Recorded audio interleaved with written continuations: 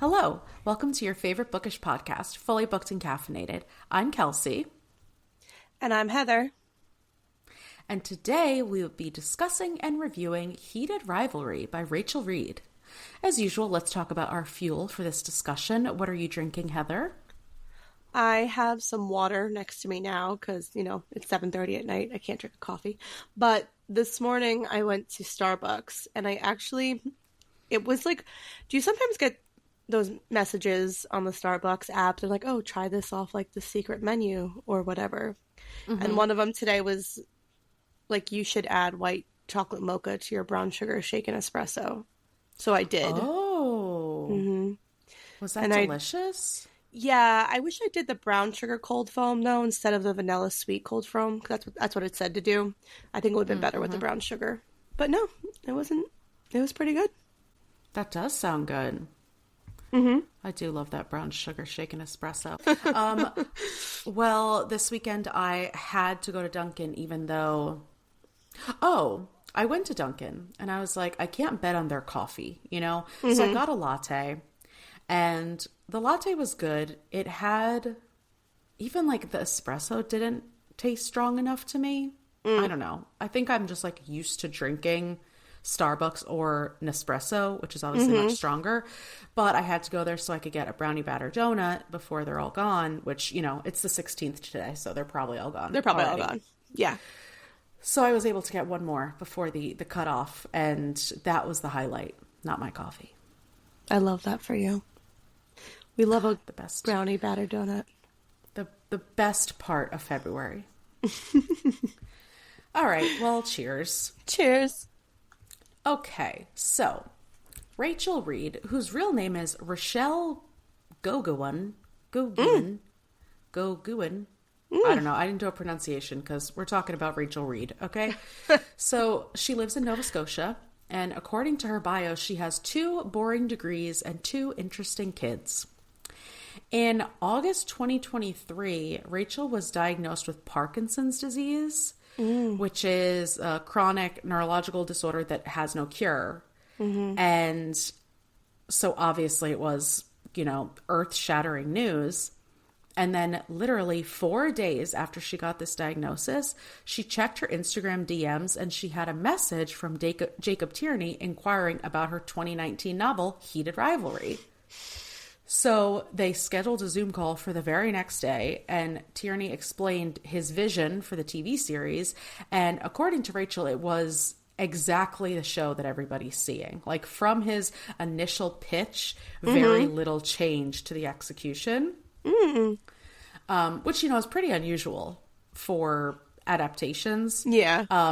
But basically she was so moved by it because it was exactly the right timing. Like she was so depressed by this, diagnosis that she had gotten. And this came at exactly the right time to like make her not focus on that, Yeah, that's nice. Yeah. So everything happened really quickly. And she also says that she really wasn't involved in the writing of the scripts or anything like that. She wasn't even like considered a consultant, but Tierney did send everything to her for her to read and not approve, but he wanted to get like her view on it, which is shocking since the show is basically word for word from the book at most points. It pretty much is. So technically she did write the script. Yeah. And in plenty of interviews, Rachel Reid has expressed her excitement about the adaptation, noting that it has brought her story to a wider audience and provided representation that is often lacking in sports narratives. Yeah. It's which definitely I totally agree with. It's a big phenomenon right now. Yeah, I mean, even me, I wouldn't say that I would ever pick up a sports romance unless either you told me to or the internet told me to. And, that's the only thing that made me read this. So this book was originally published in 2019. It's the second in the Game Changer series. It has 278,000 ratings and 4.3 stars on Goodreads, which is very good. That is good. All right. Are you ready for the story graph? Who's it for? Oh, yes, I am. This is for readers who crave a fast-paced, lighthearted romance that explores the tension between fierce competition and hidden desire. Ideal if you enjoy witty, emotionally charged, character-driven stories with a sporty backdrop, snappy dialogue, and a playful yet heartfelt LGBTQIA+ rivalry to love vibe. Wow. Big on the word salad. Too many letters in the LGBTQIA+, because really there's only like 3 letters in this book. Yeah. But I love that for Storygraph. All right, so here is the actual book description. Pro hockey star Shane Hollander isn't just crazy talented. He's got a spotless reputation. Hockey is his life. Now that he's captain of the Montreal Voyageurs, he won't let anything jeopardize that, especially the sexy Russian whose hard body keeps him awake at night. Okay. Boston Bears captain Ilya Rozanov is everything Shane's not. The self-proclaimed king of the ice, he's as cocky as he is talented. No one can beat him except Shane. They've made a career on their legendary rivalry, but when the skates come off, the heat between them is undeniable. When Ilya realizes he wants more than a few secret hookups, he knows he must walk away. The risk is too great. As their attraction intensifies, they struggle to keep their relationship out of the public eye. If the truth comes out, it could ruin them both. But when their need for each other rivals their ambition on the ice, secrecy is no longer an option. I just had a vision of them, like, in their ice skates and then, like, ripping their ice skates off so that they could passionately make love. On the ice. But there's never any skate situations. Those are completely separate from the sex scenes. They are. Okay. So for the plot, there isn't much. So we're just going to discuss some of the highlights that define the changes in the trajectory of their relationship. Okay. And then we will discuss. So we start out immediately with a steamy quickie between Shane and Ilya, and immediately after the interaction, based on, their internal dialogue, we know that this is something that they have a lot of guilt around and something that is forbidden, but has been going on for a long time. And then the story flashes back to when it all started, the beginning of their sexcapades. Is that what we're calling it? Sure, we sure are. They meet in December 2008. And their first moment of sexual tension is in June 2009. So it's a good amount after this. And it's when both Shane and Ilya are drafted to the NHL. And they have a competitive moment in the hotel gym where they're racing on the treadmills. Could never be me. And there's definitely chemistry, but Shane is like, oh my God, no. First off, I'm not gay. And second, there's no way that Ilya is gay and or flirting with me. But like, he felt a little something. He's like, wow, these Russians sure are flirty. I don't think they are. Yeah, I don't think they are either. So July 2010, just over a year later, is when the first hookup actually takes place. And it starts when they're in the shower together. Not together, but at the same time. And Shane gets a boner. And this is peak cringe, because I can only imagine what would happen if Ilya wasn't queer and how Shane would have been mercilessly bullied and other players would have felt uncomfortable around him if word had spread. Yeah. And some men are so homophobic that they would never want to be naked in front of someone who is gay. And so then the fact that he's also seemingly turned on would not be a good sign. But it ends up working out. It does. Because then Ilya's like, I'm going to stroke myself in the shower while we're here. I was shocked. I was like, oh, he's just... And Shane's like, not here. Not here. He's like, oh, shut up, it's nothing. And then Ilya's like, you sure? It was something. So they end up meeting in Shane's hotel room and having a quick but passionate hookup. And this starts the pattern that will continue over the next 6 years or so of hidden quick hookups that they both kind of regret afterwards. At one point, Shane buys a building for them to hook up in, which is so Shane-coded, it's hilarious. I know. And other than that, they're just meeting in random hotel rooms whenever they're playing each other or playing in the same city. And it's not on any type of constant schedule. Like, they might not see each other for 6 months, or they might see each other twice in 1 month, or it's just based on the schedules and the schedule of other hockey-related events. They have their numbers in each other's phones under Lily and Jane to camouflage the fact that they're texting while arranging the logistics. But they're not actually texting. They're only texting about details for their meetings. Yes, exactly. And at first, I did not catch on to Lily and Jane. Like, obviously, this is so close to their names.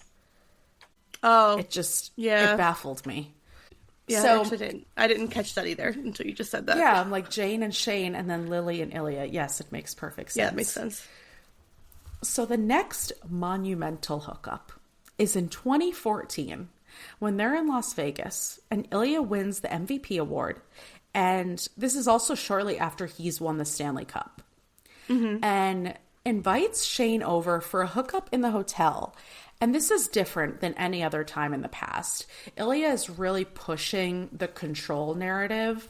And he directs Shane to get on the bed and kind of perform for him. And they end up having pretty rough and meaningless sex. And as Shane is leaving after, he realizes that they didn't even kiss, which is not normal because usually they are Making out. attacking each other with their tongues. Yeah, exactly. And he realizes that he's not happy about that. So this is definitely Ilya trying to put some distance between himself and Shane and just make it solely about the sex.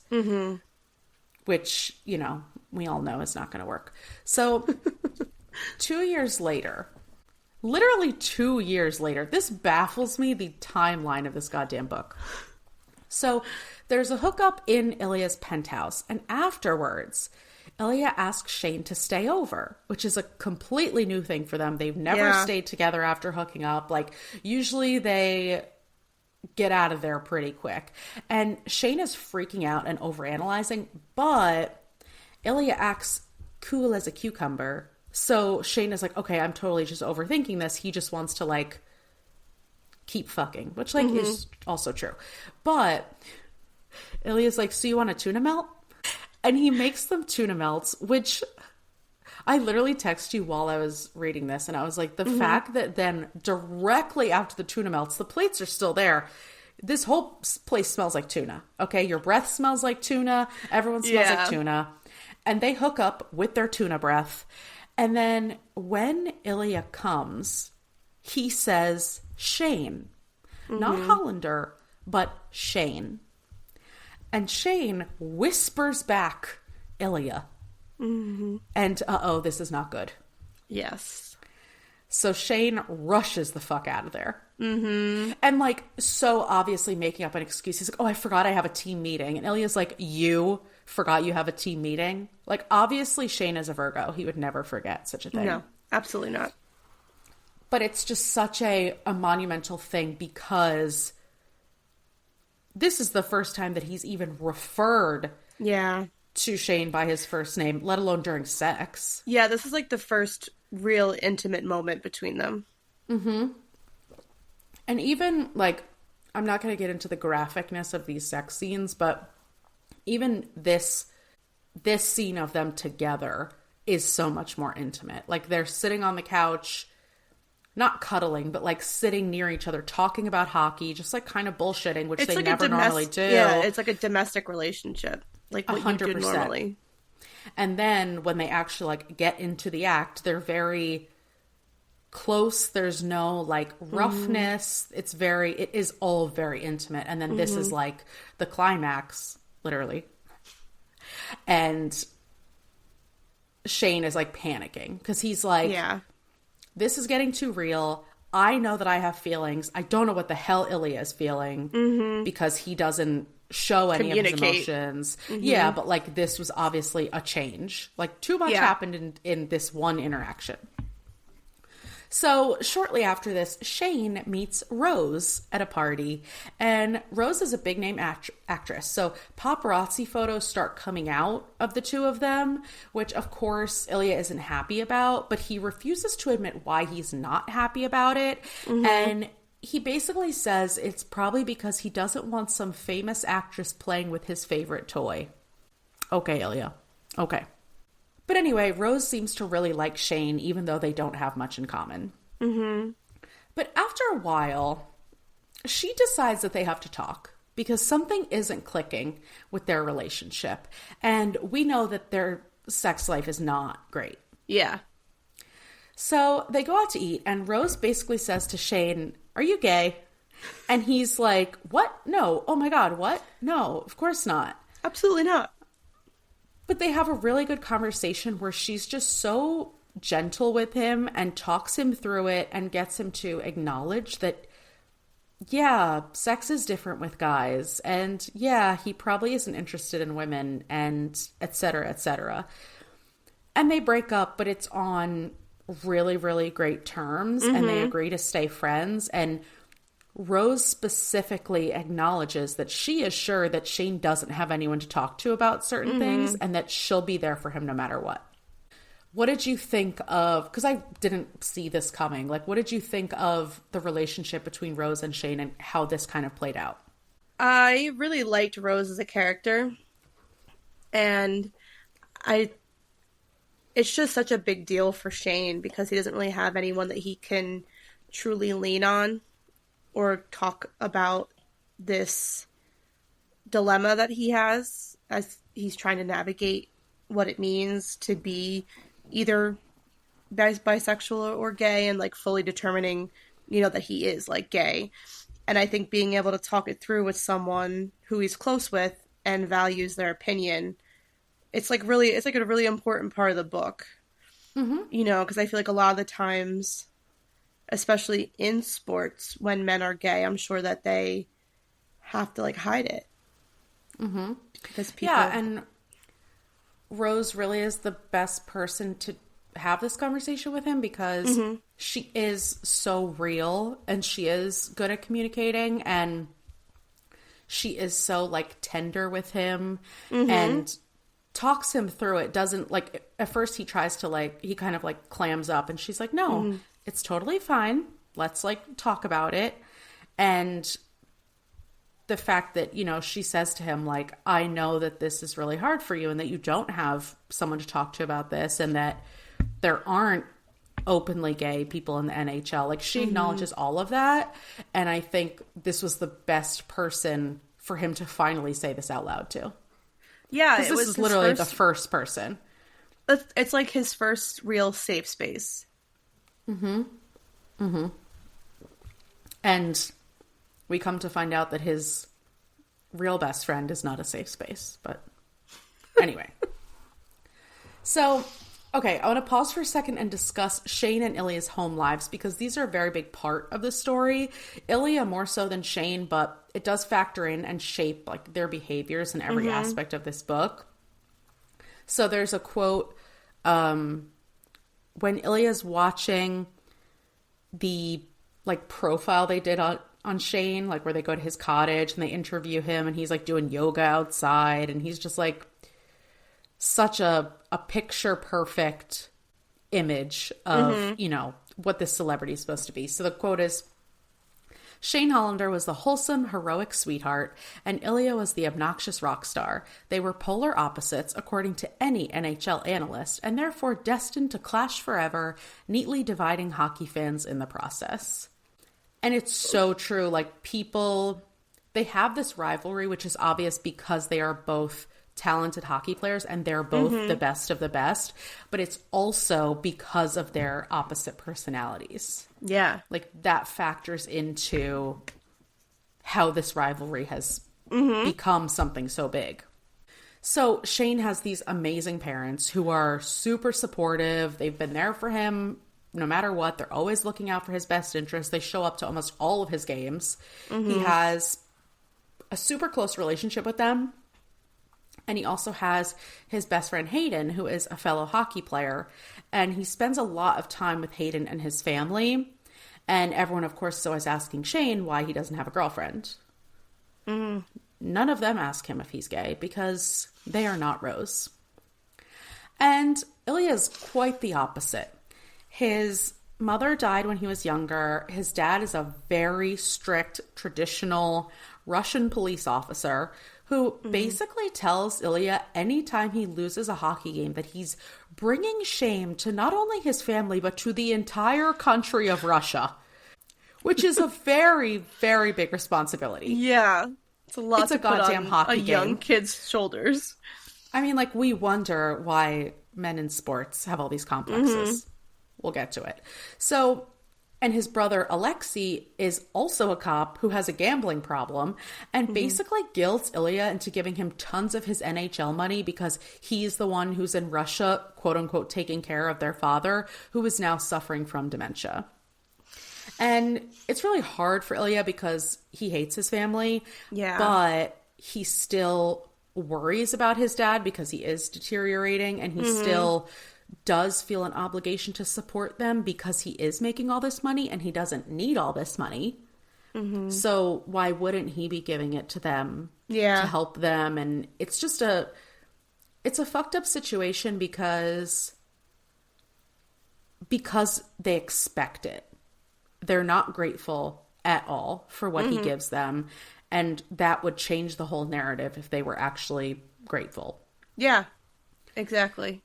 But I also think that it shows, like, the dichotomy of, like, who Ilya is. Because, as you said, the book portrays him as, like, this obnoxious rock star. But he truly does have a kind heart. And this is proof of that. Because he's willing to take care of the family who treats him terribly. 100%. And it's so obviously a defense mechanism that he has perfected over the years because about so many things in life, he is kind of laid back or doesn't get worked up about things. And that's because that's the way he's always had to be. Because if he internalized all these horrible things that his dad and brother said to him, he'd never survive. So, yeah, I think to your point, like, it really shows us that as hard as he is trying to not let it affect him, of course it does. And aside from his family, he has this friend, Svetlana, who is Russian. She has a connection to hockey and she lives in the US. So she's, like, very easily accessible. And they do have a friends with benefits situation. And she's one of the only people he really connects with. Like, they don't really talk, but sometimes she'll, like, force him to talk or read his mind, basically, and know what the fuck's going on in there, you know? And he does have a pretty active sex life before and in the early years with Shane because he is into both men and women, and he's kind of a playboy. Yes, absolutely. So, back to the non-plot. The next big event we have is when Ilya unexpectedly flies back to Russia because his dad died. And it's the first time that we're getting something non-sex or hockey related where Shane and Ilya are able to talk. And Shane is like, let me try something a little different and reach out and be like, dude, I know you're going through something. If you ever need to talk, like, I'm here for you. And surprisingly, Ilya does. He calls Shane to vent a little bit, and Shane has the idea for him to word vomit everything he's feeling in Russian. Even though Shane won't understand it, he thinks it may help. And I'm so happy that in the book, Ilya acknowledges that Shane could have been using a translation app. I thought of you when I read that because obviously, like, we watched the show while reading the book, and, like, that happened before I got to it in the book. And as soon as, like, I read that, I was like, oh, this was Kelsey's whole point. Yeah, I'm like, I literally would have had my translation app going, but Shane is too pure-hearted for that. So it really does help, but the kicker is that he finishes with, and on top of everything, I'm pretty sure I'm in love with you and I don't know what to do about it. Yeah. And this is a huge moment because afterwards, Ilya says like how much better he feels, even though Shane had no idea what he was saying. But it's like this weight lifted off his shoulders. And he's finally allowing himself to admit that he does have feelings for Shane, that he's been trying to fight for years at this point, like years and years. And so it's still in his mind. He's like, there's nothing I can do about it. There's nothing that I can move forward with this, but at least I said my truth out loud. Yeah, exactly. And this is like one of my favorite parts of the show, and therefore one of my favorite parts of the book, because the way that like Ilya doesn't ask anyone for help. He doesn't rely on anyone. He's never been able to. And so just this little thing of being able to talk about his feelings or just unload, and for Shane to be, because he's like, oh, English is hard today, because Ilya has to like concentrate to be able to translate everything into English. And Shane is like, okay, well, don't worry about English. Just, you know, talk in like your native tongue. It's fine.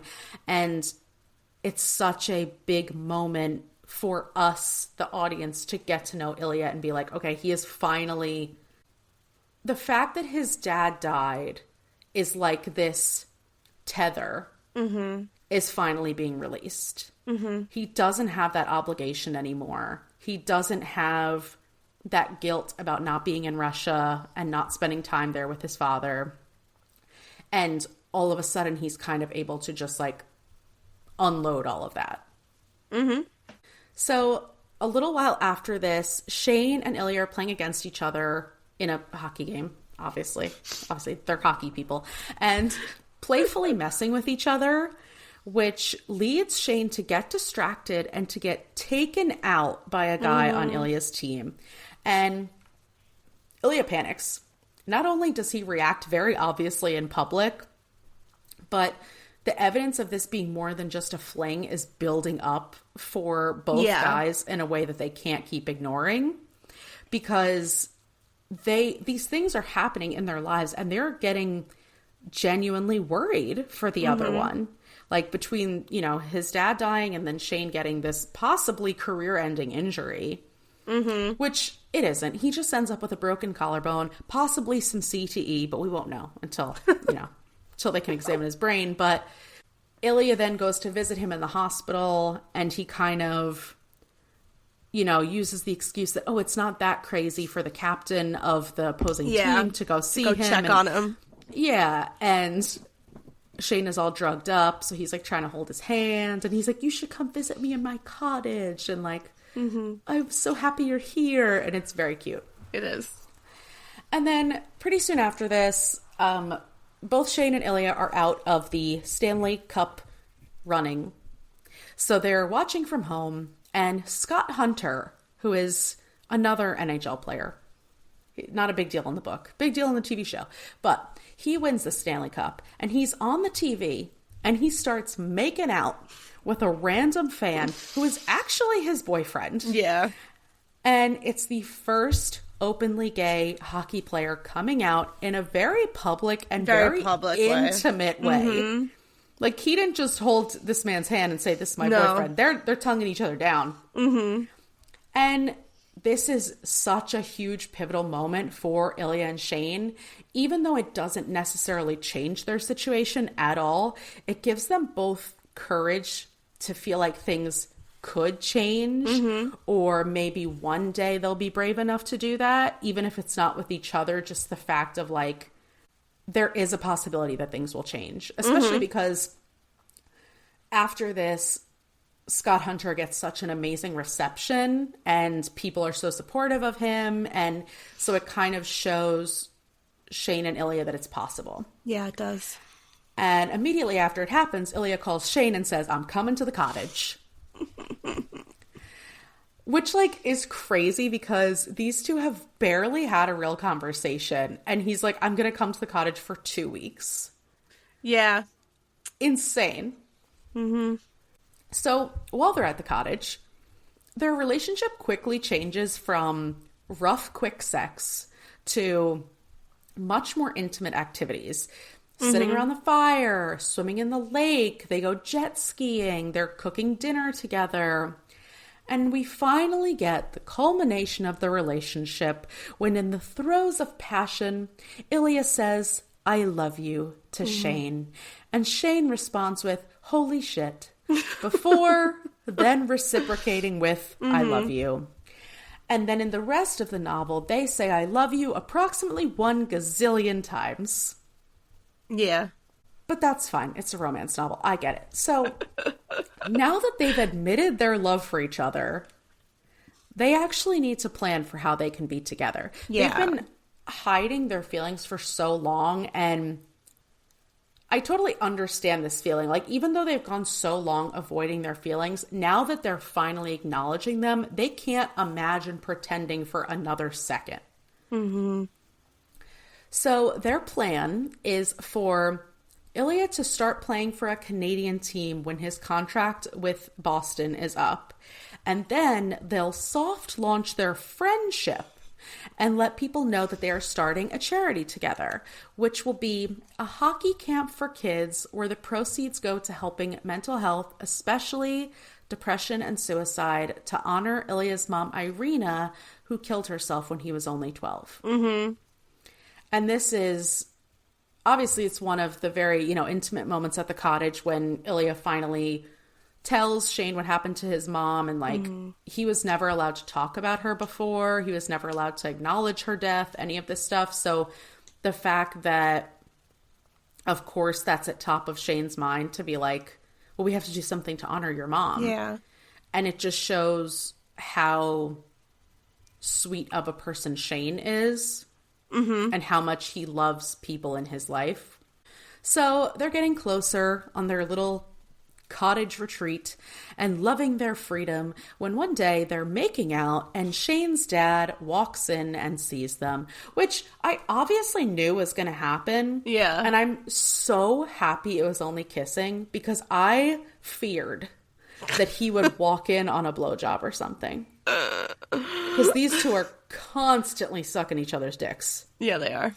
And I'm like, if he walks into a blowjob, I won't be able to handle it. I will physically throw this book. But it was just kissing, so it's fine. So Shane is freaking the fuck out. Mm-hmm. He guesses that his parents would be okay with him being gay because they have always been so supportive of him. They're not homophobic. But he definitely didn't want them to find out like this instead of him being the one to tell them. Yeah. And the fact that it's with Ilya is a whole different issue than him just being gay. Like, they would rather him be gay with literally anyone other than him.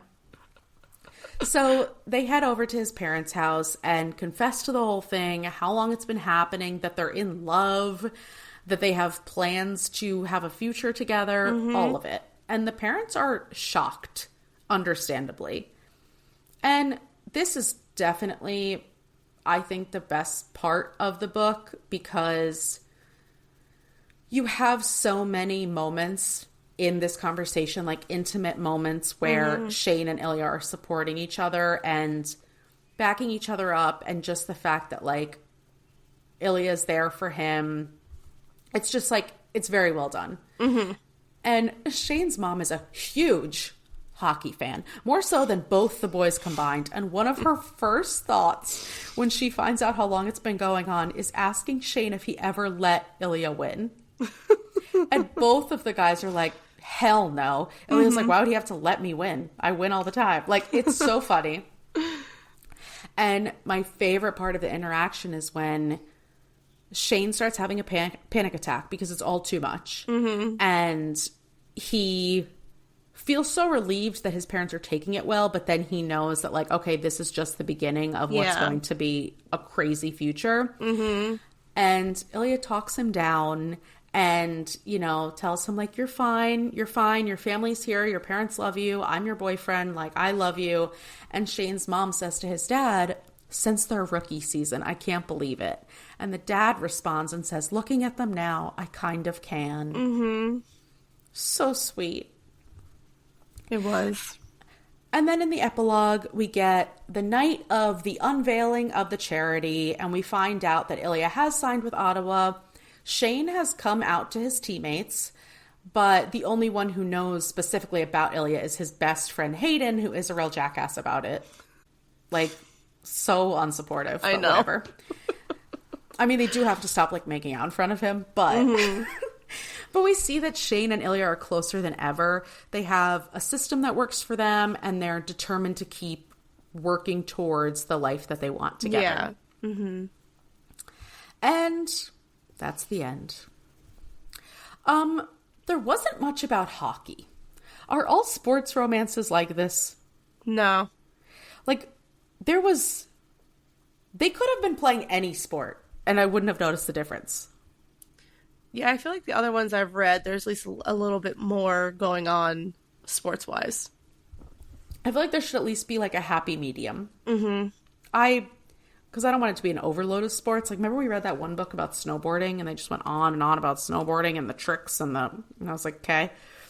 But anyway, so... Oh, yeah, which book was that? It was Allie... Was it Shiver? Shiver. Mm-hmm. Allie Reynolds? Reynolds, yeah. Yeah. And, okay.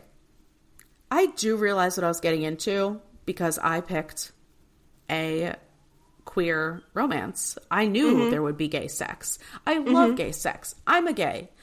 But lots of penis descriptions. Yeah. And I don't find penises particularly attractive, so it was a little much for me. The amount of times that they said the slit. Oh, yeah, I know. I almost convulsed. Yeah, I'm not a big... I don't love when there's too much descriptor of the genitals. Because it just kind of pulls me out of it. But that isn't, like, in any romance novel. Not just this one. Because, trust me, there's a lot where they go into, like, way too much about the female anatomy. But I'm like, I know what I'm working with. I don't need to, like, be told what's going on in full detail. I completely agree. I love the lead up and the actual act. Same. Not the intense descriptions of where the fingers are going and the tongue is going and the... Like, I get it. Yeah. I'm not into butthole stuff, so I don't need to know that Ilya was tongue in his butthole, okay? That was, like, the only thing they didn't put in the TV show. And then they kissed after. Bruh, Yeah. you're gonna get a disease. You can't be putting poop in your mouth. And It's like, I love spicy books. I never shy away from them. But this one actually had too much sex in it for me. Like, it was not... It really was 70% of the book porn without plot for a lot of it.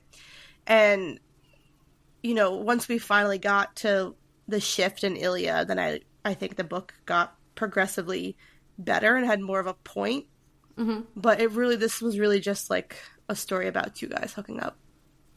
And I feel like we wouldn't have noticed it as much if there was plot in between the hookups. Because it was like every chapter was like sex, and I'm like, that's fine. There's nothing wrong with that, because I know a lot of people are like into that, but I do like to have a little bit of plot mixed in with my porn. Yeah, because to your point, when it did start, and when we do actually start getting to know, especially Ilya more, it felt a lot different. But the whole beginning was just like, so many dicks. I know. I feel like Shane was pretty consistent throughout the book. Like, I didn't really see much character development for him, except for, like, accepting the fact that he was gay. But, like, Ilya's character shifted and changed so much throughout the book in, like, a good way. Yeah, I completely agree. I said this to you, I really disliked the dialogue for maybe the first half or like first third of the book, where Shane's only response is fuck you. Every time Ilya playfully like razzes him, his response is always fuck you, and like I noticed it in the show also, and so I watched the first 2 episodes before I even started the book, and it bothered me a lot in the show. Like, that was his only comeback for anything.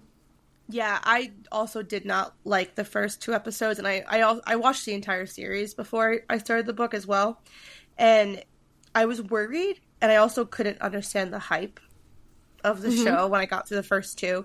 But then when we got to episode 3, which is actually nothing about Shane and Ilya, it's fully about Scott and Kip, because they're the first book in the series, and obviously they do play a big role, even though it's minuscule in the book. It is a pretty big role.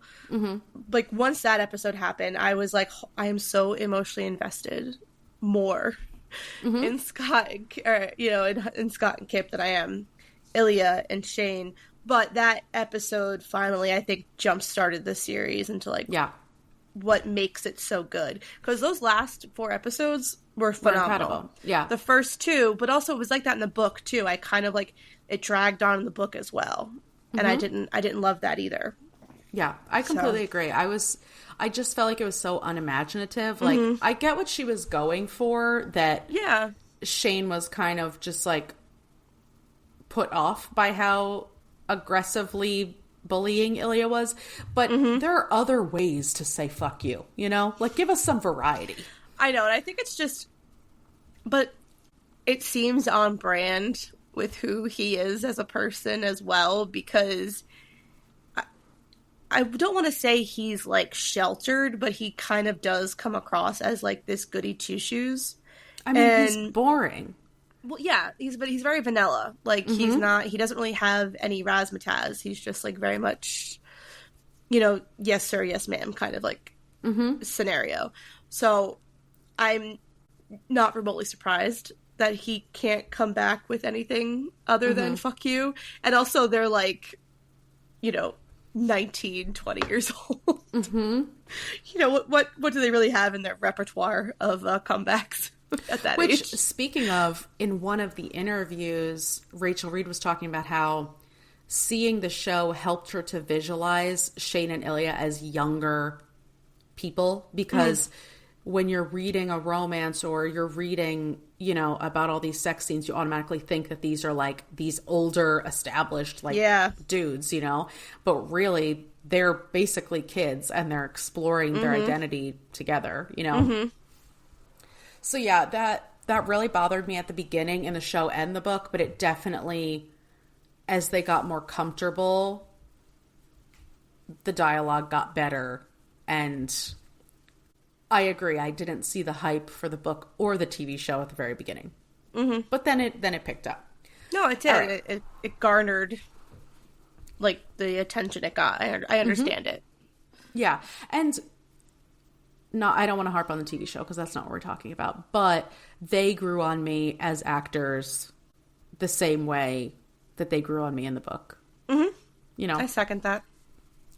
So after the show came out, it obviously sparked a lot of conversation around the homophobia in hockey, and a real-life former hockey player was inspired to come out as gay, and he specifically credited that to the show, which is amazing. It is. And, we obviously know that this is true, that in so many of these very masculine sports, it's not okay to be queer. And it can lead to bullying, the loss of respect from your teammates, the focus of the media on your personal life instead of your athletic performance. And these responses are all side effects of this concept that is masculinity. Which also contributes to the stupid rivalry between Shane and Ilya. They can't just be two extremely talented hockey players. They have to be forced into a rivalry, trying to outperform each other, and it's expected that they have to hate each other because of their skills. Which is so fucking stupid. Like, I'm all for healthy rivalries and competition. I think that's all part of sports. But some fans are out of control, and they would make a fun rivalry into something so much bigger and darker. And it's just the toxicity of sports in general, especially in the US. I know that this is, like, much more prominent in the US, especially with, like, football and stuff like that. Like, the way that it's such a heightened emotions, there's so much heightened pressure on these athletes who are so young, who are not prepared for that type of fame, who aren't prepared for this type of attention or pressure or the fan bases and all this stuff. And then just think about then being gay on top of that, which not only is not accepted in sports, but isn't really accepted in the fucking world at large. Exactly. I just can't even imagine. And I can't imagine, especially thinking about how a lot of these athletes have grown up, where they might be in a household where they are pressured to perform, where they're, you know, criticized for not performing well, where their parents' affection might only be earned through them performing well. And so, of course, if, you know, they lose a game and they're bringing shame on the entire country of Russia, of course they're not going to feel comfortable enough with those parents to tell them, oh, and by the way, I'm also gay. Yeah. I think that the gay stigma in sports is something that, unfortunately, is never really going to be overcome, because it's just, there's just too much hatred for that and too much, like, negative connotations around it. And it's like, it's so stupid. Like, there's nothing wrong with having a different sexuality and playing a sport. I don't know why you put those two words together and all of a sudden it's like, you know, this huge issue.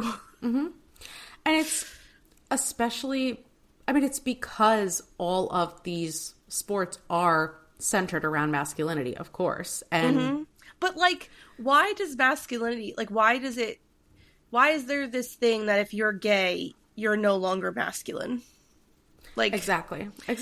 Like, that doesn't track, because, you know, when you see gay men, I mean, there's some gay men that are very fucking masculine, and then obviously there are a lot of gay men that are more femme, and like, that's fine. But why is it all of a sudden now, when you come out as gay, that your masculinity is now, like, stripped away? Yeah, I think it all stems back to, you know, back in like the 80s when being gay was obviously a lot worse than it is now, but it was every gay man was flamboyant and, you know, had a high voice and walked funny and all this stuff, like just this picture in your mind of what a gay man is supposed to look like. And the fact that because it was such an othering, it was such a definitive thing, oh, you can tell that person's gay. So then these other men, oh God, well, I don't want to be part of the minority. I don't want people to think that I'm gay, so I have to be as masculine as possible. And, you know, it all stems back to, everything always fucking goes back to Christianity, okay? Because obviously, you know, in the Bible, allegedly, being gay is not okay. And also, men are supposed to be masculine. They're supposed to be the head of the house. They're supposed to be the provider. They're supposed to work with their hands and, you know, be the strongest one in the house. And to this day, even not in gay relationships, but in straight relationships where maybe the man doesn't know how to change a fucking tire, all of a sudden their masculinity is in question. Like, these are all just societal ideals that are so fucking stupid and have no reason at all, but it's just the way that we have been programmed to think. Yeah, and that's why there's never gonna be a change and like shift, because it's just so hammered into us as a society. And unfortunately, there's still such a huge divide in being like a homophobe or, you know, transphobe, everything, that it's never going to change, because there's still terrible people out there that have to put their stupid opinions on things when it's really none of their business and it doesn't affect them in any way, shape, or form. Well, it's the stupid thing of, oh, well, they can do whatever they want, just don't do it in front of me. Okay, then fuck off. Like, I don't know. Okay, but you can make out with your girlfriend in front of me, and that's okay, but I can't because I'm gay? you can rape women and young children, but, you know, you can't watch two men But as long as you kiss. rape a little girl and not a little boy, it's fine. And the fact of, like, because that stigma of a gay man is somewhat feminine or somewhat, you know, not as masculine, whatever, that's associated with weakness. Because, of course, being feminine is being weak. Of course, because women are the weaker sex. So if a man is, you know, acting like a woman or being associated with women, of course he's going to be the weaker person in any situation. Yeah. It's just fucking disgusting. It's and just I hate depressing. It's realistically, so it's just... because who cares? I mean, I know I was just talking about how there's too many dicks, but they're doing that in their own private homes, okay? Mm-hmm. Why is it anyone else's business who someone is having sex with? It's and, like, not. Look at the rate of divorce in opposite sex couples. It's much, much higher. Mm-hmm. Look at just all of these statistics of how much worse it is. Look at the DV statistics, like all of this stuff. And well, that's what I was going to say. Even like when you look at like sexual predators, it's always straight old white men 98% of the time. So, you know, why don't you just take a step back and look at your own species and race and, you know, take a look in the mirror and just come to the conclusion that, no, you are actually the most feral, disgusting one out of everything. And the fact that we're just so programmed to think that anything, I'm saying we, not including like us, but I'm saying we as like the shitty people in society. Yeah. We're so programmed to think that anything that is different is wrong. Is bad. Yeah. The same way as like if you're online and you're scrolling past and someone says, oh, I really like this. You have to comment and be like, that shit fucking sucks. I can't believe you like that. No. Who cares? Who cares? I know. Just because it's different doesn't mean that it's wrong. And that's just so this mindset of especially white men, hetero, cis white men, anything that is not them is not okay. And therefore is morally repugnant, should be completely wiped out. We're getting off. We're off on a tangent right now. We're supposed to be talking about hockey. But the point is that it's very depressing. But this is also just, no, the point is what everyone has been trying to avoid is that reading is political. Oh, 100%. And if you think reading isn't political, you shouldn't be allowed to read. I want to go, anyone who says that, I want to slap the book out of their hand. Yeah. Because I feel like, you know, any kind of book you read, it, no matter the topic, it lends to other discussions. I mean, this podcast is proof of that. Because we be going on tangents, okay? Because if you are able to read and not see all of these glaring issues, I don't envy people like that, but I wonder what it must be like to be like that. Like, I wonder what it must be like to live in the US right now and not know what is going on or not care about what is going on. You know what I mean? Yeah. Okay. I have more discussion questions.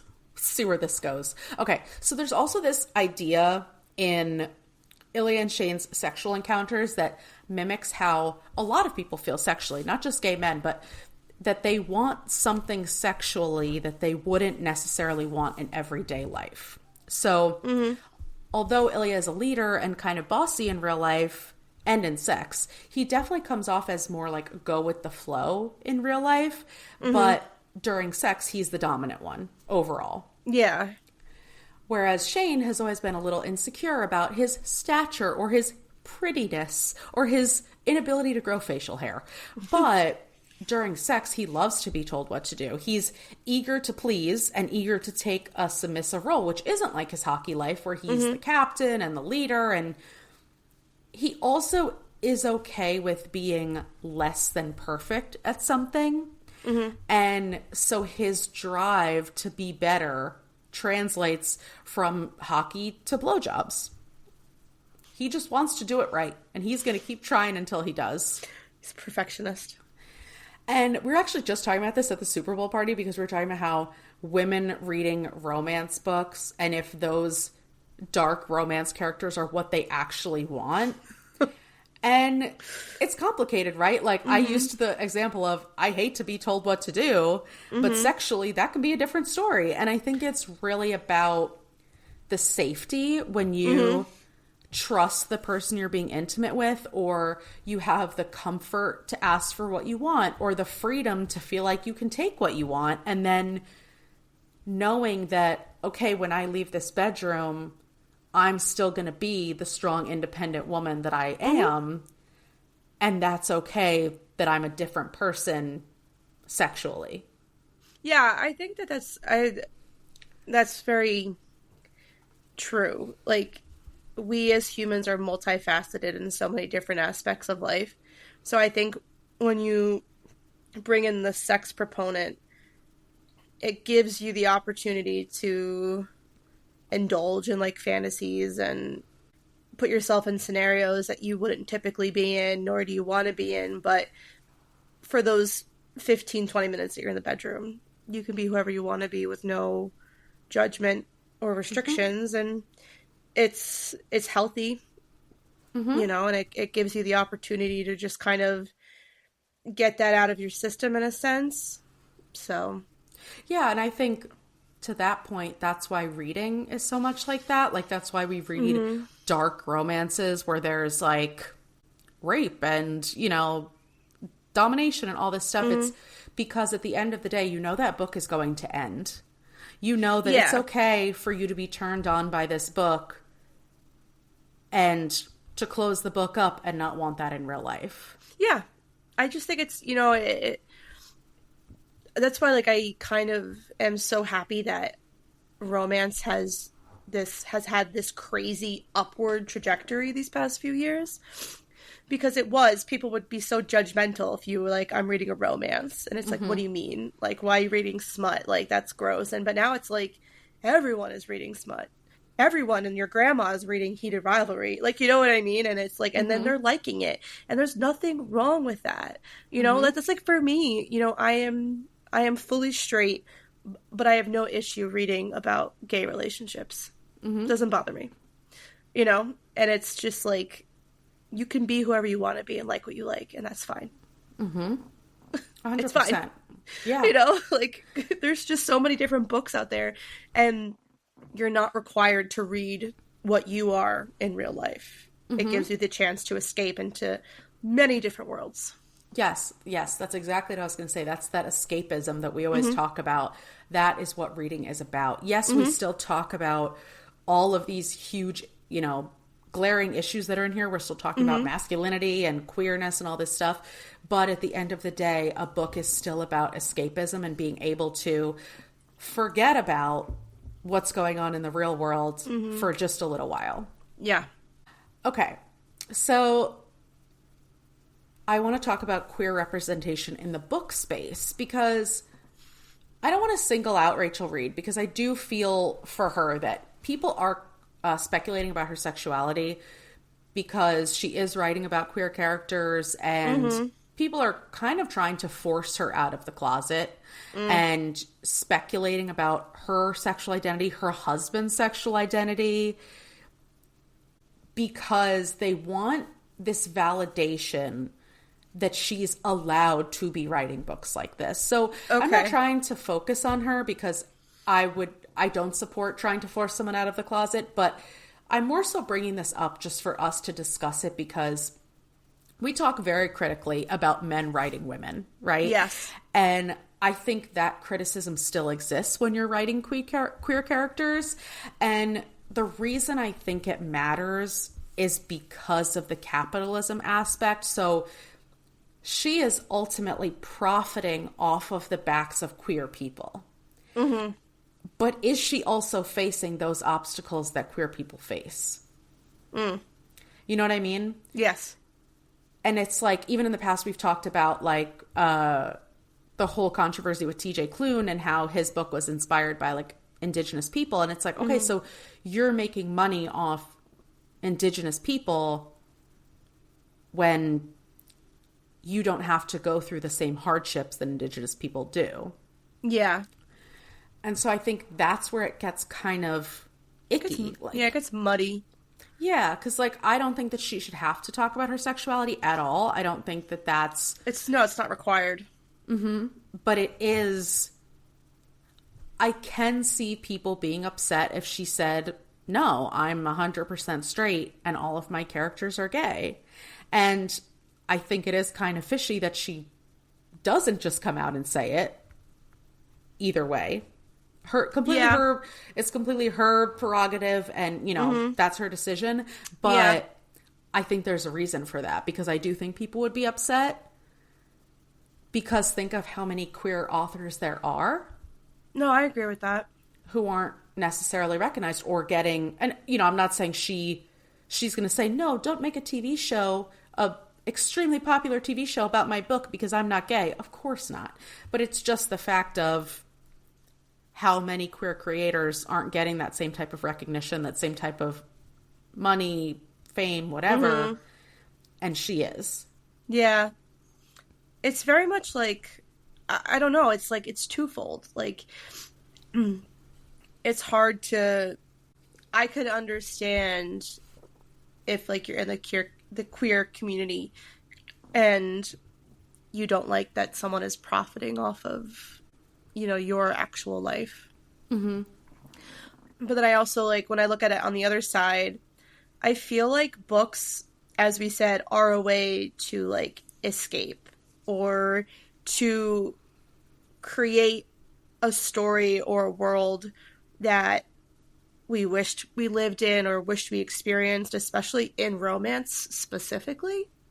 I feel like romance is definitely that genre of, this is going to sound so bad, but, like, make-believe. Mm-hmm. You know what I mean? Because, like, truly... This is not how real life works. No, yes. It's not. Like, the way that what we're reading in romance novels is not what exists in the real world. Yes, there are a few unicorns, and there are good men out there that do treat women how... There are good men in the world who exist in this world that clearly were written by a woman. Mm-hmm. Mm-hmm. But we don't really get, that's not real. So I almost wonder, for, like, someone like Rachel, maybe like a part of her thought she was queer or mm-hmm. wants to, like, divulge into that queer world to test it out, to see, like, how she feels about it. So it's hard because you don't want to take away someone's creativity. Mm-hmm. Because everyone should feel okay with putting their art out into the world. Mm-hmm. But I would understand if it's crossing boundaries and in inappropriate ways. Yeah, I think there's so many different aspects to it too, especially because she is married to a man. So mm-hmm. I wonder if, say that she was bisexual. Bisexuality is, like, a very complicated thing because mm-hmm. so many people don't validate bisexuality. Yes. Especially, like, I've had people in my life who don't validate me as being part of the queer community just because I was in a relationship with a man. Like, mm-hmm. and I get that. Like, I get where they're coming from, but it still shouldn't matter.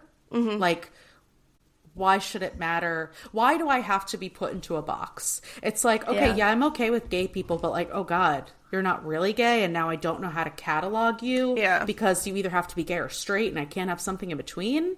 Mm-hmm. And, I think that, to your point of writing is different, and that's why even we don't have an issue with women writing male characters. We have an issue with men writing female characters because mm-hmm. women have a different way of writing. And, mm-hmm. Even a straight woman writing about a queer relationship can be talking about what they want a queer relationship to be. And it is very different. I also think there's probably a completely separate perspective on this that we will never be able to get into because, like you said, like, you're not queer. Mm-hmm. I am, but I'm not part of mm-hmm. the marginalized queer community who's been dealing with this since they were little. Like, I'm so not insecure about being gay. Like, I've never had an issue I'm just like, oh, this is who I am. If you don't like it, I don't give a fuck. And I know that other people don't have that same mindset or don't have that the great ability experience. to, yeah. Exactly. So I don't think that we'll ever fully get that side of it. But yeah, I know. And then I think like when you say it like that too, it kind of almost, it makes me appreciate people that are willing to write these stories, because it gives those people who can't live these lives currently, it just kind of gives them a chance to immerse themselves in a world where it is possible. Yeah, and think about like a teenage gay boy. That's what I'm saying. Like, he's going to pick being up able this book. to read. Yeah, and like it's okay for him to read it because it's in the zeitgeist, because it's popular right now. No one's going to look at him twice. He's just going to be like, oh, I heard about this on TikTok. Haha. Yeah, I mean, like, I think one of my favorite things that I've seen too is like on TikTok, I see it a bunch, like straight white men like watching it with no like issue whatsoever, and it's like, this is what we need. Like, this is what we need. We need people to feel like this is normal. You can be straight and watch a gay TV show. It doesn't do anything to you. It's not gonna turn you gay. Like, maybe it will, because maybe you're suppressing something, you know what I mean? But like, realistically, there's nothing wrong with it. I think it just further proves the fact that sexuality is not a choice, because we have several friends who have said, unfortunately, they are straight. Like, sexuality cannot be a choice, because no women would choose to be straight, okay? No woman wants to deal with a man if they don't have to. No. It's all fluid. And yeah, and I think, like you said, that could be something that maybe Rachel Reid wishes she was gay, or did explore when she was younger, or etc. I mean, she's still never going to be a gay man. No, so like, or maybe there's someone in her life, that she's writing this for. So, but like, I can understand, I can see it from both sides of the coin. Like, I can understand people being upset if she's not truly queer, because then they don't want to feel misrepresented. So it's just, listen, nothing is black and white. 100%. It's never, I think there's nothing in this world that's black and white. As much as we think it is, it's not.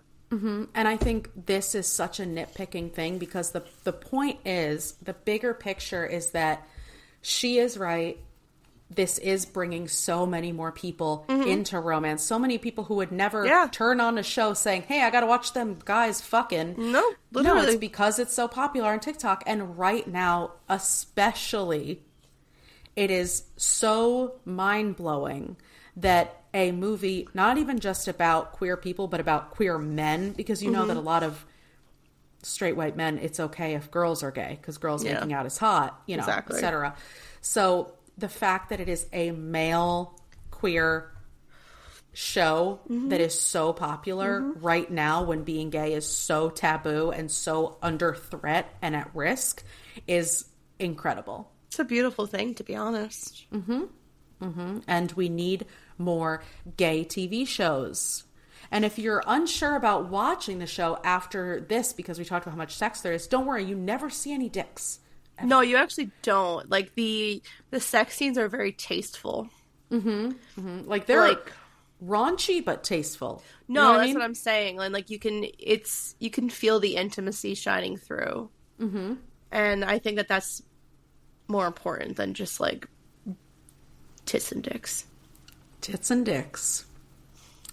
All right. Anything else you want to discuss before we get to our ratings? I don't think so. Okay. I'm really happy with this one. Our rating scale is holes and goals. Oh my god. Come on. It was going to be puckered openings, but that's fucking disgusting. Oh, no. So it's holes and goals. Sorry, I apologize. No, you're not sorry. If you were sorry, you wouldn't have said it. Listen, I had to read it. You had to read it. This is the way it is. So how many holes and goals are you giving Heated Rivalry? I gave it a solid 4 holes and goals. Okay. Because it was like, I do think that there was too much sex without plot. But when we get to the eventuality of who Shane and Ilya become as not only a couple but themselves personally, because like while I said that Shane is very one-dimensional, he does grow throughout the book. Like I'll give him that, but I just don't see him like changing as much as a person. Like he's pretty much who he is. Yes, set in his ways. He just matures. Yeah, whereas Ilya is kind of like we've said before, this playboy having sex with whoever, doesn't care, never lets himself get attached.